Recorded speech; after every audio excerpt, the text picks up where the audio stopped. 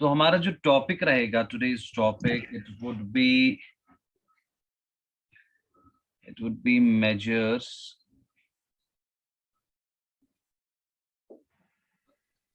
of central tendency. Measures of central tendency, ये रहेगा हमारा आज का टॉपिक। नाउ इसमें सबसे पहली बात है कि ये जो मेजर्स ऑफ या मेजर्स ऑफ सेंट्रल टेंडेंसी है, किसे कहते हैं हम मेजर्स ऑफ सेंट्रल टेंडेंसी? तो देखिए मेजर्स, इसकी डेफिनेशन थोड़ी सी लिखते हैं।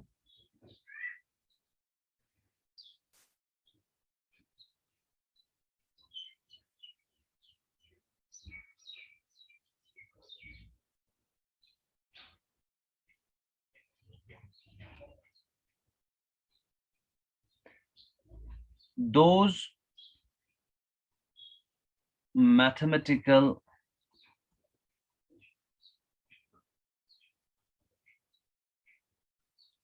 entities, मतलब ये मैथमेटिक्स की वो चीजें हैं which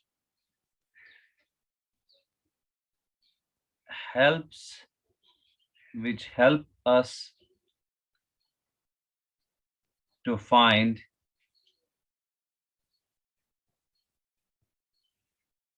find the average, to find the average of the given data। मतलब आपके पास कोई डेटा है, किसी भी चीज के बारे में आपके पास कोई इंफॉर्मेशन है, दैट मीन्स डेटा है।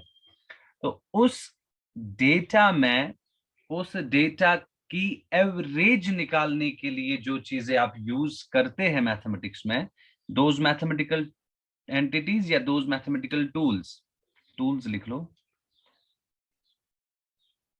दोज मैथमेटिकल टूल्स,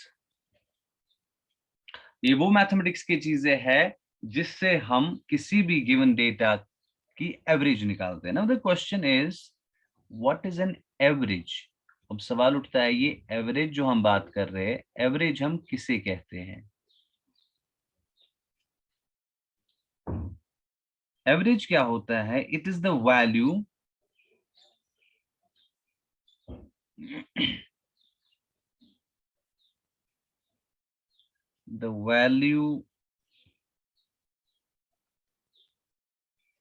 ऐसे याद रखो, the central value, the central value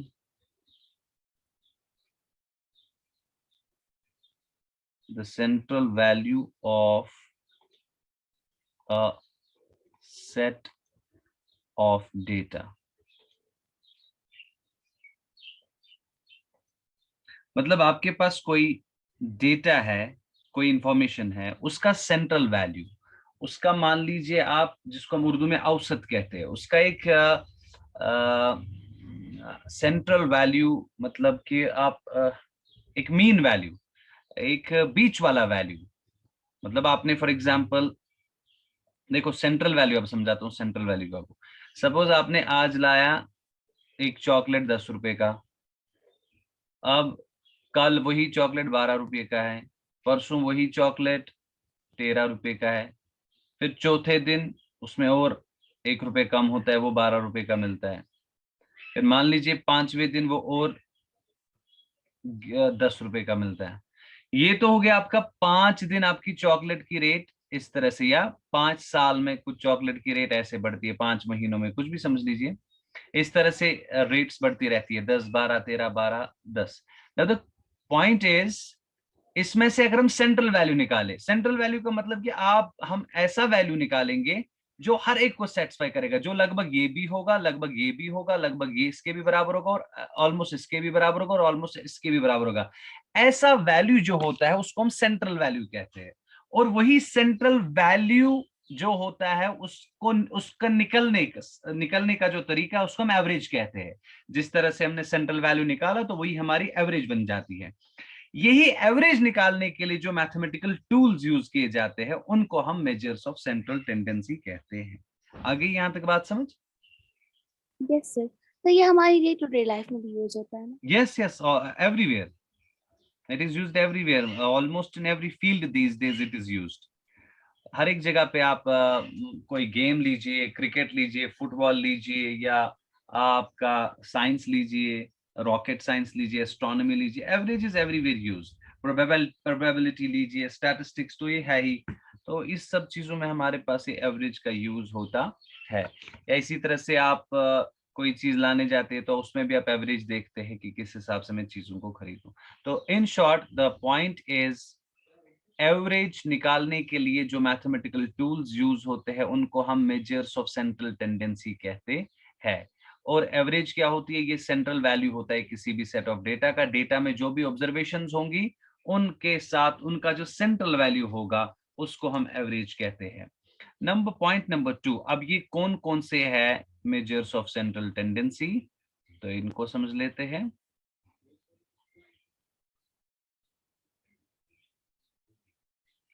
measures of central tendency बहुत सारी है, लेकिन जनरली जो हम यूज करते हैं और जो हमारे सिलेबस में इस वक्त है, those are 3। So we have 3 measures of central tendency. मतलब 3 मैथमेटिकल टूल्स ऐसे हम पढ़ने जा रहे हैं जो हमें किसी डेटा की एवरेज निकालने में हेल्प करेंगे। Are you getting my point? Yes sir. Good. Yes sir. और वो कौन कौन सा है? Number 1 is mean. सबसे पहला जो लिस्ट में है दैट इज मीन। मीन एक ऐसा मैथमेटिकल टूल है which is used to find the average. It is one of the measures of central tendency which is used to find average. Another one is median. Again, what is a median? It is again a mathematical tool, one of the measures of central tendency which is again used to find the same average. Average ढूंढने के लिए हमें इसको use करते हैं. And finally we have number 3, that is mode. And mode is again, what is mode? Mode is nothing but that mathematical tool, and from one of the measures of central tendency which is used to find the average of a set of data. किसी भी given set of data की average निकालने के लिए हम ये 3 measures of central tendency use करते हैं। Mean, number 2 median, and number 3 mode. तो ये है ये 3 चीजें। ठीक हो गया यहां तक? Yes sir. यस हाँ, सर। तीनों क्या है? बेसिकली तीनों यूज होते हैं एवरेज निकालने के लिए। ये याद रखना। हमें आमतौर पे कंफ्यूजन होता है मीन एवरेज निकालने के लिए, मीन होती है एवरेज और बाकी और कुछ होते नहीं, वो भी एवरेज ही देते हैं। फर्क कितना है कि डिपेंड करता है हमारा डेटा किस तरह का होगा। कभी कभार मीन ज्यादा यूजफुल होता है, कभी कभार मीडियन, या कभी कभार मोड। तो ज्यादा क्लोज वैल्यू किस हिसाब से हमारे पास हमें चाहिए, तो उस हिसाब से कभी कभार इनमें डिफरेंसेस आ जाती है। नाउ थोड़ा सा अब इनको थोड़ा सा डिटेल में पढ़ते हैं। What is a mean? Mean, अब हम किसे कहेंगे? मीन की जनरल डेफिनेशन तो हमें समझ में आ गई कि ये मेजर ऑफ सेंट्रल टेंडेंसी है। ये वो मैथमेटिकल टूल है जो एवरेज निकालने के लिए यूज होता है। अब लेकिन इसकी अपनी खुद की डेफिनेशन क्या होगी? एवरेज, मतलब खुद की डेफिनेशन का मतलब कि एवरेज निकलेगी कैसे मीन से? बिकॉज मीन यूज होता है, मीन वो मैथमेटिकल टूल है जो एवरेज निकालने के लिए यूज होगा, और ये मेजर ऑफ सेंट्रल टेंडेंसी में से, इतना तो हमने समझा। लेकिन ये मीन एवरेज कैसे देगा, अब वो हमें समझना है। मीन एवरेज देता है, Sum of values divided by number of exactly, values. Very good very good, sum of observations divided by number of observations. Simply अगर हम समझेंगे तो सम ऑफ ऑब्जर्वेशंस, फिर मैंने कल 7th की बुक से खोला। Good good good, the ratio of, ऐसे लिखेंगे, the ratio of sum of observations to the number of observations. तो ये हो गया हमारा mean. Now the point is median क्या होता है?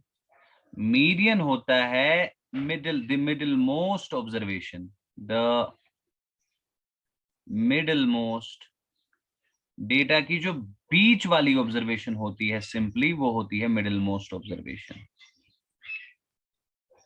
The middle most observation is called the median. और मोड क्या होता है? The most frequently occurring observation.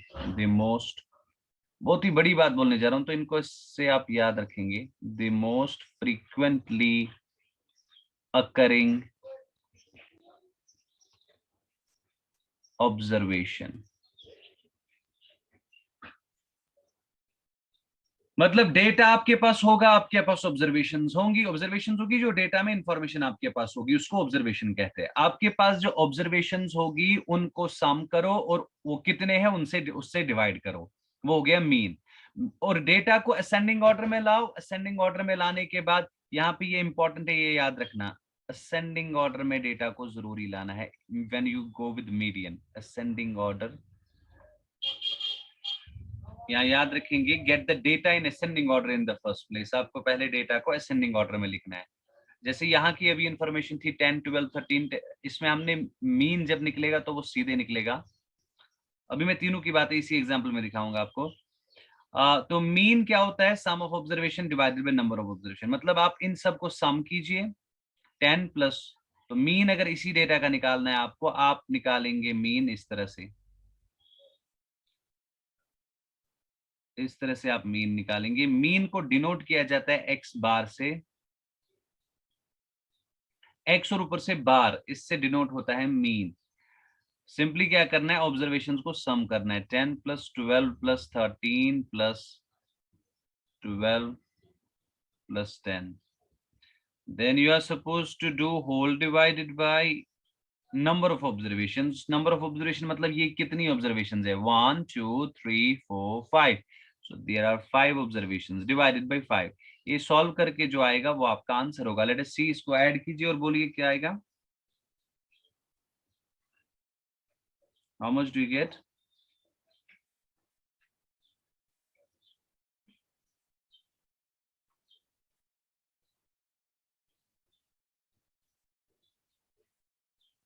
$57, I think you get 57। Add करो, कोई कैलकुलेटर पे चेक कर लो। 57 divided by 5, Yes, sir, 57. 57 28.5. 57 57 divided by 5 28.5. नहीं यार, 57 divided by 5 हो गया 11.4। 11.4. 11.4 आ गया आपका मीन। अब इसी तरह से मीडियन का मतलब है मिडिल मोस्ट ऑब्जर्वेशन। अब पहले डेटा को असेंडिंग ऑर्डर में लाओ।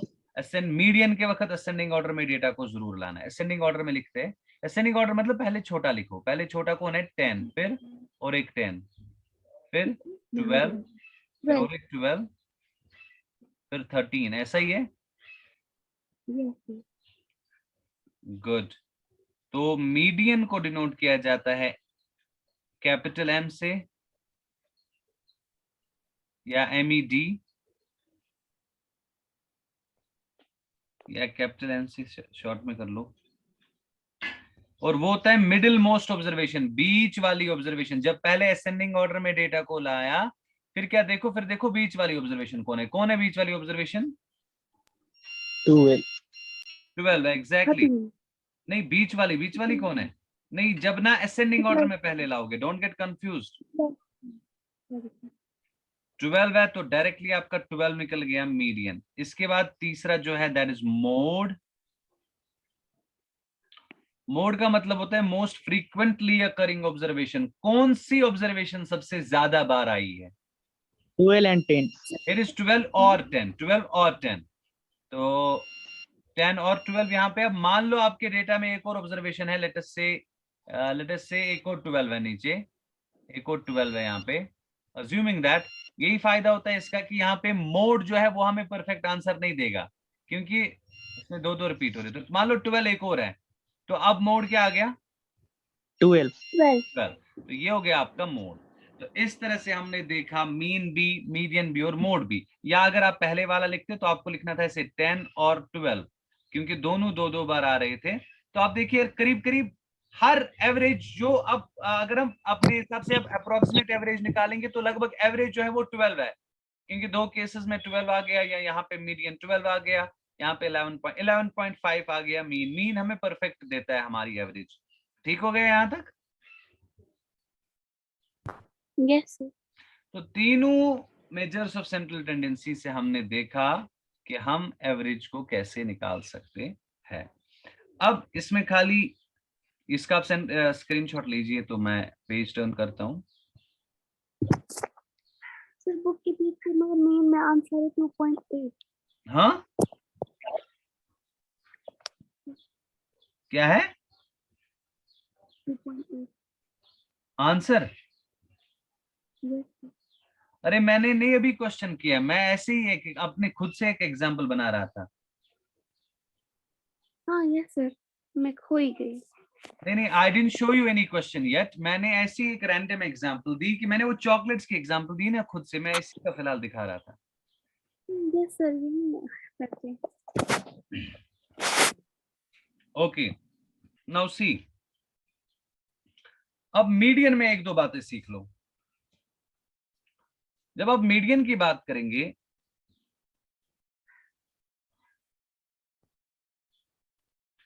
मीडियन में बेटा क्या होगा, मिडिल मोस्ट ऑब्जर्वेशन होगी। लेकिन इसमें एक चीज का ख्याल रखना है जब मीडियन निकालेंगे। सबसे पहले आपने असेंडिंग ऑर्डर में डेटा को लाया, वो हमने समझा। नंबर 2, इसमें एक प्रॉब्लम आ सकती है। लेट अस से डेटा आपका जो है वो ऐसे है 10, अब आपने इसको असेंडिंग ऑर्डर में भी लाया 12, 13,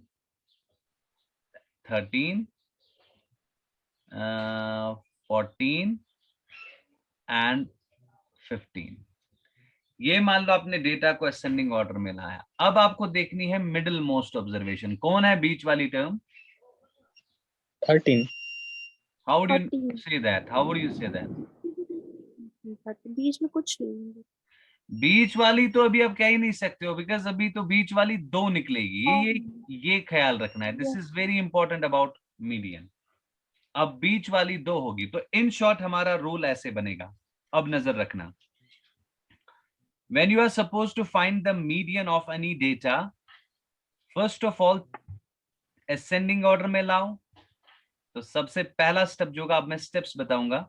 सबसे पहला स्टेप जो होगा, arrange the data, arrange the data in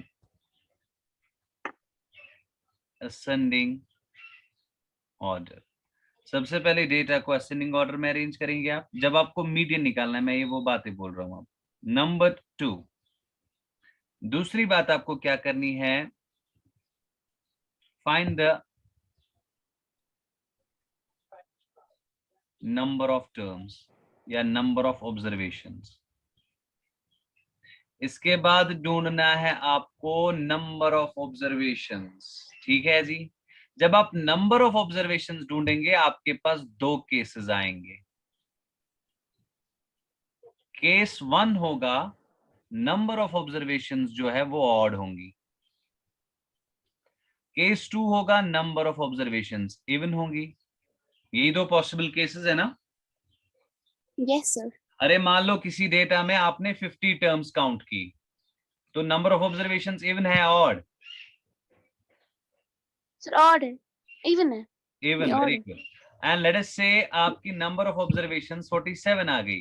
now what is it now? Odd. Odd. So you have only 2 possible cases, isn't it? Yes, sir. 2 he possible case है ना। either you get number of observations a odd number, or you get number of observations an even number. These are the only 2 possibles which possibilities which you have. So next point, if the number of observations is odd, then median is equal to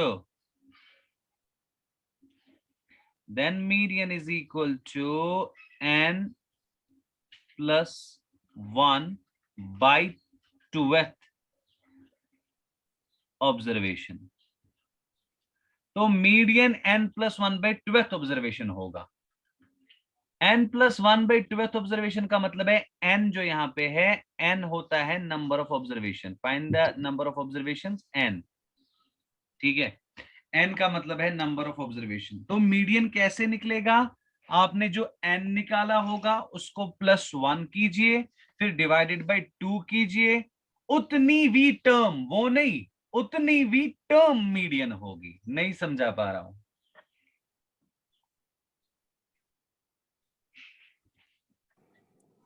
मिसाल के तौर नहीं पे, समझा रहा है। मिसाल के तौर पे 1 2 3, या ऐसे लिखता हूं, सपोज 19 27 20 28 32, ये मान लो 4 ऑब्जर्वेशन है आपके पास जिनको आपने असेंडिंग ऑर्डर में लाया। पहला स्टेप आपने कंप्लीट किया। अब दूसरा स्टेप क्या बोल रहा है? सॉरी, हमें ऑड का देखना था, एक और आगे रखो इसके, जैसे 17 आगे है। ये है आपका डेटा, हमने असेंडिंग ऑर्डर में लाया। अब दूसरा स्टेप क्या कह रहा है?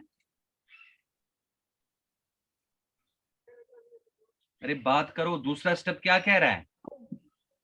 Sir find number of observation. Number of शाबाश। observations. कितनी है नंबर ऑफ ऑब्जर्वेशंस? 5 5. 5, तो लिखा 5। अब क्या चेक करेंगे, ये ऑड है या इवन? क्या है? Sir odd. ऑड है, तो मीडियन किसके बराबर होगा? n+1। n क्या है?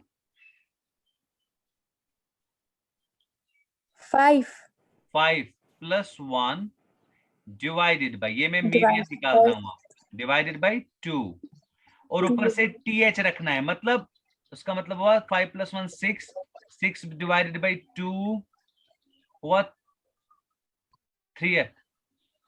3th का मतलब होता है थर्ड, है ना? Yes sir. yes sir. अब 3 आंसर नहीं है, 3th ऑब्जर्वेशन, मतलब थर्ड ऑब्जर्वेशन आंसर है। बोलो थर्ड ऑब्जर्वेशन कौन सी है? 27. 27, very good. So 27 is the median of this particular data. आगे बात समझ? Yes Yes sir. sir. So simply remember, when the number of observations is odd, then median is equal to n+1/12th observation. वो वाली observation जो होगी वो median होगा. Now the important thing is, when the number of observation is even, अब median किसके बराबर होगा? This is very interesting. अब मीडियन बराबर होगा n/12 plus n/2 + 1th whole divided by 2।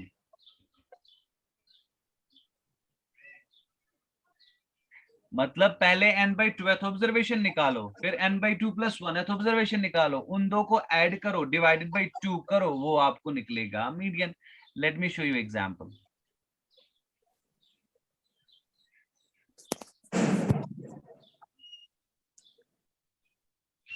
देखो जी बच्चा, लेट्स से जो ऊपर वाली एग्जांपल है, इसी को लेते हैं। आपने अरेंज किया असेंडिंग ऑर्डर में, इसको असेंडिंग ऑर्डर में आपने अरेंज किया।